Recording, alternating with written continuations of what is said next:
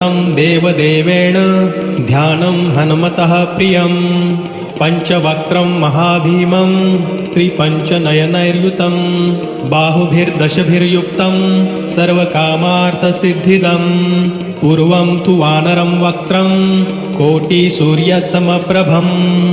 द्रंष्टाकरालवदनं भुकुटिकुटिलेक्षणम् अस्यैव दक्षिणं वक्त्रं नारसिंहं महाद्भुतम् अत्युग्रतेजो वपुषं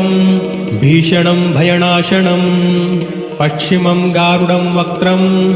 वक्रतुण्डं महाबलं सर्वनागप्रशमनं विषभूतादिकृन्तणम् उत्तरं सौकरं वक्त्रं कृष्णं दीप्तं नभोपमं पातालसिंहवेताल ज्वररोगादिकृन्तणम् ऊर्ध्वं हयाननं घोरं दान